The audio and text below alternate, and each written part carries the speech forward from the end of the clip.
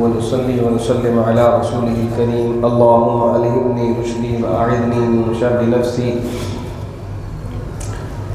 أعوذ بالله من الشيطان الرجيم. بسم الله الرحمن الرحيم.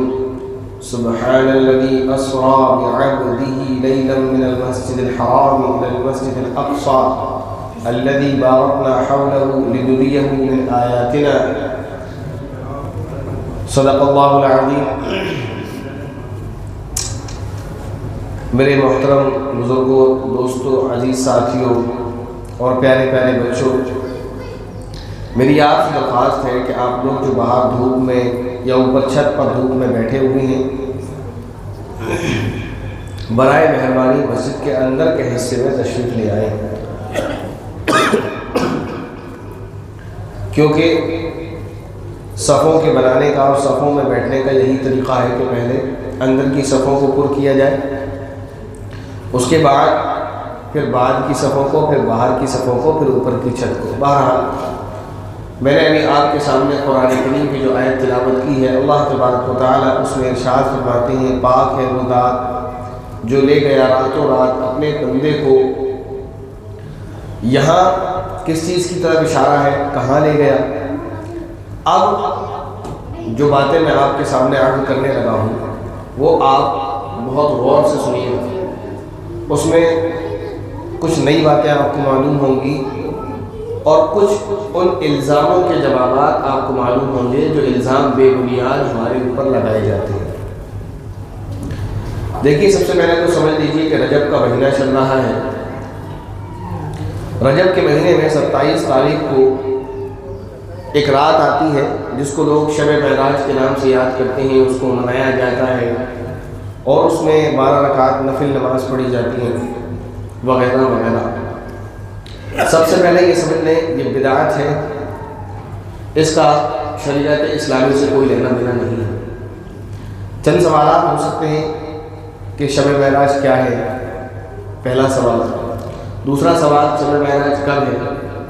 تیسرا سوال، شب معراج کی فضیلت کیا ہے؟ چوتھا سوال، کیا شب معراج کی کوئی خاص عبادت ہے؟ تو چوتھے سوال کا جواب تو میں نے آپ کو دے دیا کہ شب معراج کی رات کے نام سے جو رات منائی جاتی ہے، اس رات میں کسی بھی طرح کی نفل نماز یا کسی بھی عبادت کا کوئی ثبوت شریعت اسلامی سے نہیں ہے. من گھڑت چیزیں جو بھی لوگوں نے اپنے طور پر ایجاد کر رکھی ہیں. اب سوال یہ ہے کہ کیا شب معراج کی کوئی فضیلت ہے یا نہیں، اور شب معراج کب ہے؟ تو اس کو سمجھنے سے پہلے ایک چیز بنیادی طور پر سمجھ لیں کہ شب معراج کبھی نہیں ہے. اب آپ کہیں گے ایسا کیوں کہہ رہے ہیں؟ کیونکہ اللہ کے نبی کو سفر معراج تو ہوا ہے اور میں یہ کہہ رہا ہوں کہ شب معراج کبھی نہیں ہے. ایسا کیوں؟ شب معراج تھی، نہ ہے نہ ہوگی. سمجھ آ رہی ہے؟ وہ بس ایک رات تھی جس رات نبی پاک صلی اللہ علیہ وسلم نے سفر معراج فرمایا تھا. اس کے بعد وہ رات دوبارہ لوٹ کر نہیں آئی ہے، نہ آئے گی. تو شب معراج کبھی بھی نہیں ہے. شب معراج کا کوئی ثبوت حدیث میں اس طرح نہیں ہے کہ اب وہ آئے گی یا اس کو منایا جائے یا اس کی کوئی فضیلت ہے، کیونکہ وہ رات ہی نہیں ہے تو فضیلت کی بات کہاں سے آئے گی؟ وہ رات بس ایک رات تھی اور وہ رات تھی جس رات نبی پاک صلی اللہ علیہ وسلم نے سفر فرمایا تھا. سمجھا نہیں بات؟ اب سوال یہ ہے کہ کیا وہ 27 رجب کی رات تھی؟ تو جواب ہے نہیں. صحیح بات کیا ہے؟ صحیح بات یہ ہے ہمیں نہیں پتا. کسے پتا ہے؟ اللہ کو پتا اور اللہ کے رسول کو پتا ہے. زیادہ سے زیادہ صحابہ کو پتا ہوگا اور انہوں نے کسی کو بتایا نہیں، اس لیے کہ علماء کو مختلف اقوال ملتے ہیں، انہوں نے مختلف قول نقل کیے ہیں. بعض علماء فرماتے ہیں، یعنی سب کی بات کو بیان کیا جائے تو خلاصہ یہ نکلتا ہے کہ ربیع الاول کی 12، 17 اور 27، پھر اس کے بعد جو مہینہ آتا ہے ربیع الاخر اس کی 17 اور 27، اس کے بعد جو مہینہ آتا ہے رجب کی 27، اس کے بعد مہینہ آتا ہے رمضان کی 17 اور 27، اس کے بعد جو مہینہ آتا ہے شوال کی 27. اتنی تاریخیں ہیں اور اتنے مہینے ہیں. ربیع الاول، ربیع الاخر، رجب، رمضان اور شعبان، 5 مہینے ہو گئے. مہینے کا ہی نہیں پتا کہ کون سا مہینہ تھا وہ. پھر اس میں تاریخوں کا نہیں پتا. اگر ربیع الاول تھی تو 12، 17، 27 کون سی تھی؟ ربیع الاخر تھا تو 17 تھی یا 27 تھی، اور اگر رمضان تھا تو 17 تھی یا 27 تھی، کچھ نہیں پتا ہے. مختلف اقوال ہیں، بعض علماء کہتے ہیں کہ اس مہینے کی یہ تاریخ تھی، بعض کہتے ہیں اس مہینے کی یہ تاریخ تھی، تو تاریخ کی کوئی فکس نہیں ہے۔ تو جب مہینے کا نہیں پتہ، تاریخ کا نہیں پتہ، تو کس بنیاد پر ہم یہ طے کر لیتے ہیں کہ 27 رجب شب معراج ہے؟ ایک قول ہے کہ 27 رجب شب معراج ہے، لیکن جو باقی تاریخ ہیں اس کو ہم کس بنیاد پر چھوڑ رہے ہیں؟ کوئی ثبوت نہیں ہے اس کا کہ یہ تاریخ فکس تھی، ٹھیک؟ تو اتنی بات یہ سمجھ لیں کہ شب معراج نہ تو اب کبھی آنے والی ہے، نہ اس کی کوئی فضیلت ہے، آگے پیچھے تھی آگے نہیں ہے، نہ اس کو منانا شرعاً جائز ہے، بلکہ جو کچھ بھی اس رات میں کیا جائے گا محض بدعت اور رسم ہوگی جس سے دین کا کوئی لینا دینا نہیں ہوگا۔ آخر یہ معراج کا سفر اللہ تبارک و تعالیٰ نے نبی پاک صلی اللہ علیہ وسلم کو کیوں کرایا تھا وہ سمجھ لیں، وقت کی قلت ہے ورنہ تفصیل سے بیان کیا جاتا، مختصر آپ کے سامنے چند باتیں رکھی جائیں گی جس میں آپ کچھ چیزوں کے سوال کے جواب بھی انشاءاللہ پائیں گے۔ شارٹ میں آپ کو بیان کروں کہ نبی پاک صلی اللہ علیہ وسلم نے جو سفر کیا ہے جس کو سفر معراج کہتے ہیں وہ دو حصوں میں ڈیوائیڈ ہے۔ پہلا زمینی سفر اور دوسرا زمین سے پھر آسمانی سفر۔ جو زمینی سفر ہے اس کا ذکر قرآن میں ہے، اور جو زمین سے آسمان کا سفر ہے اس کا ذکر حدیث میں ہے۔ جو زمینی سفر ہے اس کو کہتے ہیں اسراء، اور جو آسمانی سفر ہے اس کو کہتے ہیں معراج، کیونکہ معراج عروج سے بنا ہے۔ عروج کے معنی اوپر کی طرف چڑھنا، معراج اس چیز کو کہتے ہیں جس کے ذریعے سے اوپر چڑھا جائے، مثلا سیڑھی ہے، زینہ ہے، لفٹ ہے، ٹھیک ہے نا؟ تو معراج اس وقت کو بھی کہتے ہیں جس وقت میں اوپر چڑھا جائے، جیسے مراد تھی۔ معراج اس جگہ کو کہتے ہیں جہاں چڑھا جائے، یعنی اللہ کے نبی جہاں گئے تھے تو وہ تھی معراج، یعنی زمین سے آسمانوں کا سفر۔ اور رات کے حصے میں سفر کرنے کو کہتے ہیں اسراء، رات کے حصے میں زمین پر چلنا اس کو کہتے ہیں اسراء۔ تو اسراء کا ثبوت قرآن میں ہے۔ اللہ تعالیٰ فرماتے ہیں سبحان الذی اسریٰ بعبدہ، پاک ہے وہ ذات جو لے گیا رات و رات اپنے بندے کو، بعبدہ اپنے بندے کو، ٹھیک ہے نا؟ اس میں بھی ایک بڑا نقطہ ہے لیکن وقت کا میں اس میں بیان کیا جاتا ہے۔ وہ سفر کیا ہے؟ اللہ تعالیٰ نے اپنے پیارے محبوب صلی اللہ علیہ وسلم کو مکہ المکرمہ سے مسجد اقصیٰ تک سفر کرایا، یہ اسراء کہلاتا ہے۔ اسراء کا ثبوت قرآن میں ہے اور اسراء کا منکر کافر ہے۔ اگر کوئی یہ کہتا ہے کہ نبی پاک صلی اللہ علیہ وسلم نے کسی بھی رات میں اس طرح کا سفر نہیں کیا ہے تو وہ آدمی کافر ہے۔ سمجھ آئی بات؟ چلیے میں نقطہ بیان کر دوں، اگر دیری ہو اور آپ کو لگے دیر ہو رہی ہے تو کوئی بھی مجھے کہہ دے، میں بیان مکمل کر دوں گا، آگے اگلے ہفتے میں دے دوں گا، لیکن جب بات چل رہی ہے تو چلتے چلتے۔ کچھ لوگ ایسے پیدا ہوئے جنہوں نے اپنے آپ کو اہل علم، دانشور اور مفکر کہہ کر لوگوں کے سامنے پیش کیا، جن میں سے ایک جن کے نام کے آگے محسن انسانیت کا لقب لگایا جاتا ہے، حالانکہ محسن انسانیت صرف ایک ہی ذات ہے، حضرت محمد صلی اللہ علیہ وسلم، اس کے علاوہ کوئی بھی محسن انسانیت کے لقب کا مستحق نہیں ہے، لیکن سر سید احمد خان ان کے نام کے آگے لوگ محسن انسانیت کا لقب لگاتے ہیں۔ غلط ہے، یہ صرف نبی پاک صلی اللہ علیہ وسلم کی شان ہے۔ سر سید احمد اور ان جیسے جدید مفکر پیدا ہوئے، انہوں نے الگ الگ طرح کی باتیں کی، کہتے ہیں کہ بھئی سفر معراج ہوا تو تھا لیکن خواب میں، حقیقت میں نہیں، خواب میں اللہ کے نبی کو خواب میں سفر کرایا گیا۔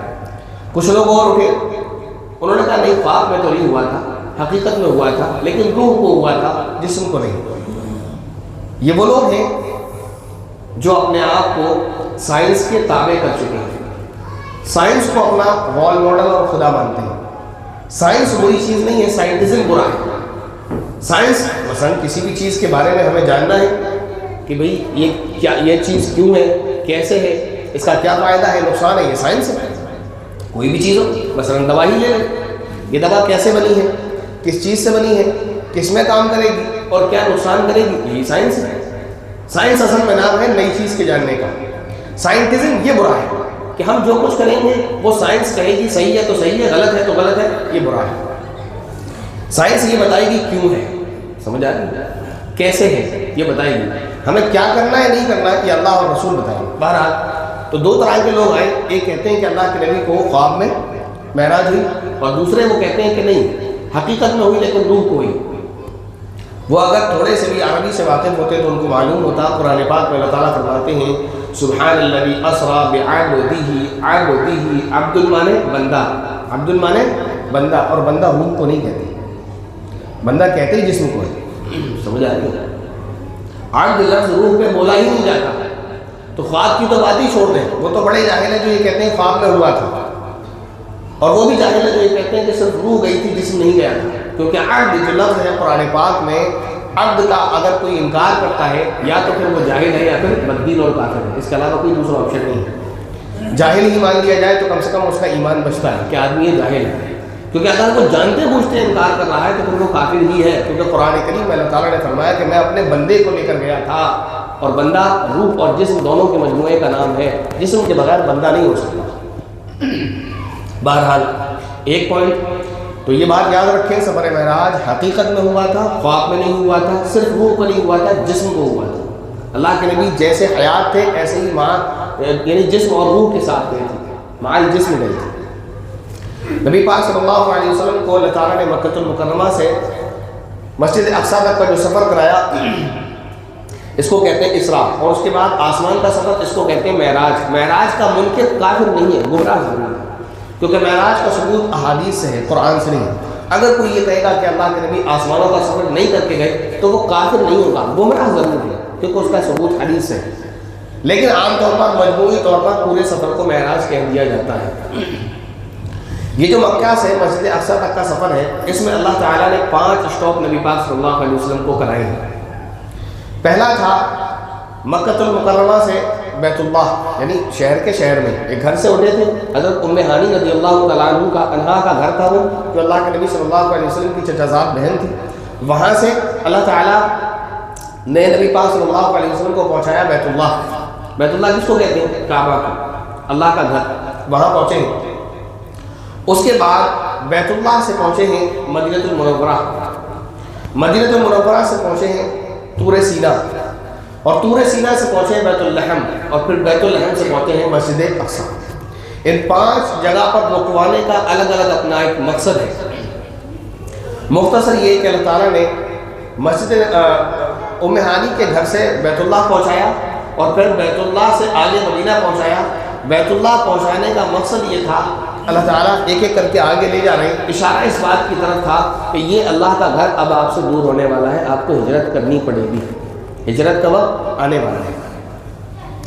اور پھر بیت اللہ میں بھی اللہ کے نبی صلی اللہ علیہ وسلم کا جو سفر شروع ہوا ہے وہ ہوا ہے بیت اللہ کے باہر حتیم سے، وہ بھی بیت اللہ ہی ہے۔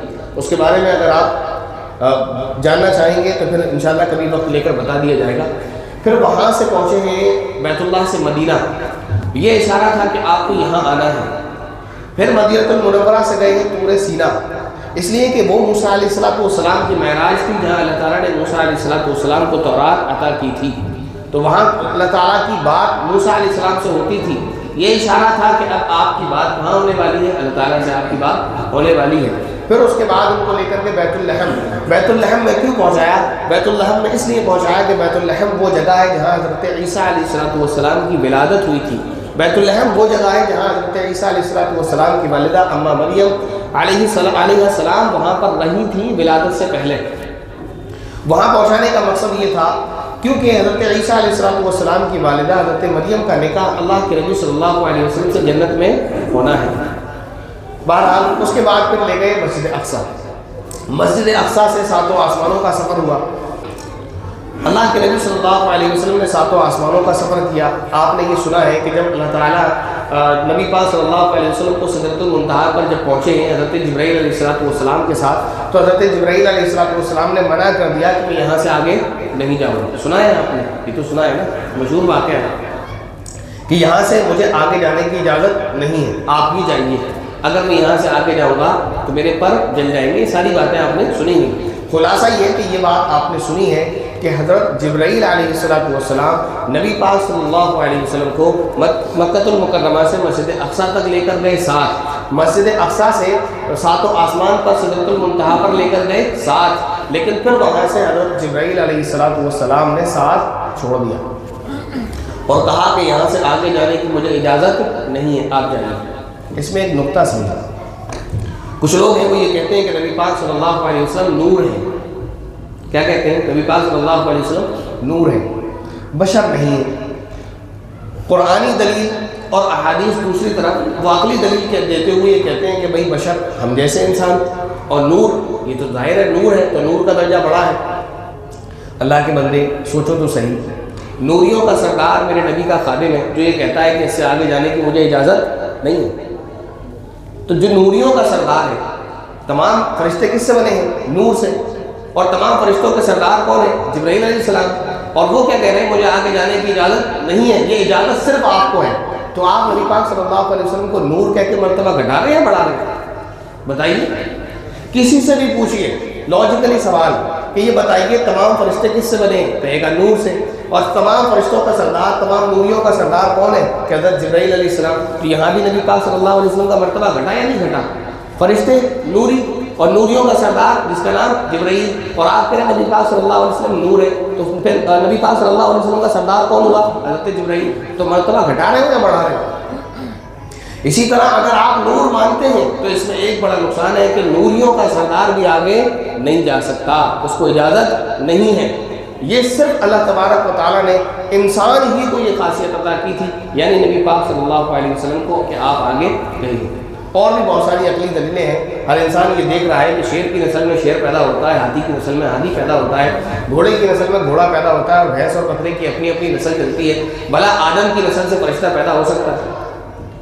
آدم علیہ السلام انسان ہے، حضرت عبد المطلب انسان ہے، ان کے بیٹے عبداللہ انسان ہے، اماں آمنہ انسان ہے، خود نبی پاک صلی اللہ علیہ وسلم کے بھائی حضرت علی اور داماد حضرت علی وہ انسان ہے، حضرت فاطمہ، ام کلثوم، زینب اور جو ہے رقیہ، چاروں بیٹیاں یہ انسان ہیں۔ نبی پاک صلی اللہ علیہ وسلم کے سسر اور داماد سارے انسان ہیں، ایک نبی پاک صلی اللہ علیہ وسلم اکیلے نوری ہیں۔ عجیب بات ہے۔ بہرحال تو یہ کہنا کہ نبی پاک صلی اللہ علیہ وسلم نوری ہیں، یہ کہنا نبی پاک صلی اللہ علیہ وسلم کی شان میں کمی پیدا کرنا ہے، نبی پاک صلی اللہ علیہ وسلم کی شان کو بڑھانا نہیں۔ بہرحال نبی پاک صلی اللہ علیہ وسلم وہاں سے پہنچے ہیں، اللہ تبارک و تعالیٰ کو پھر جہاں تک آپ کو منظور ہوا لے جانا، اللہ تعالیٰ آپ کو لے گئے، جنت کا دیدار کرایا، جہنم کو وزٹ کرایا۔ کیسے کرایا وہ اللہ جانے، اللہ ہی بہتر جاننے والا ہے، اس کی تفصیل نہیں ہے کہ اندر جا کر دیکھا تھا یا اللہ تعالیٰ نے باہر سے دکھایا تھا۔ جہنم کے حوالے سے اللہ تعالیٰ نے دکھایا سب کچھ، کیسے دکھایا؟ شاید اسکرین چل رہی ہو، بھائی جب یہاں چل سکتی تو وہاں کیوں نہیں چل سکتی؟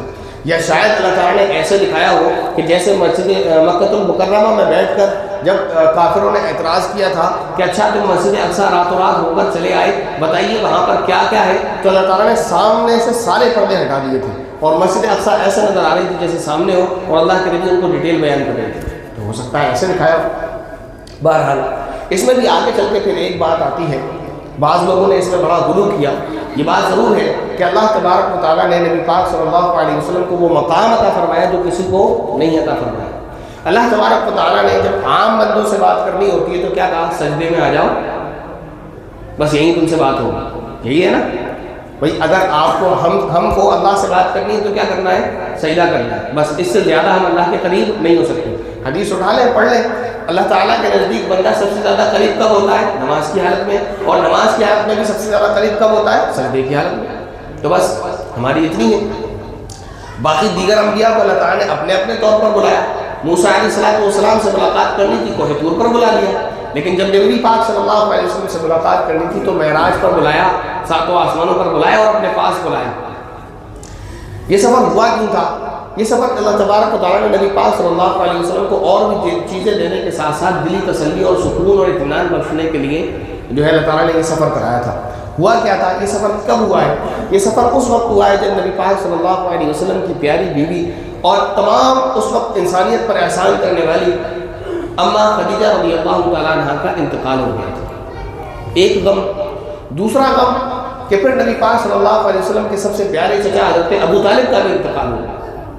تو اس طرح غم میں نبی پاک صلی اللہ علیہ وسلم غم کے حالات میں تھے، پھر اللہ تعالیٰ نے آپ کو اپنے پاس بلا کر تسلیاں دی ہیں، اطمینان اور سکون دیا ہے۔ بہرحال وہاں چل کر لوگ اس طرح کی باتیں کرنے لگتے ہیں کہ اللہ تبارک و تعالیٰ نے نبی پاک صلی اللہ علیہ وسلم کو اپنے پاس بلایا۔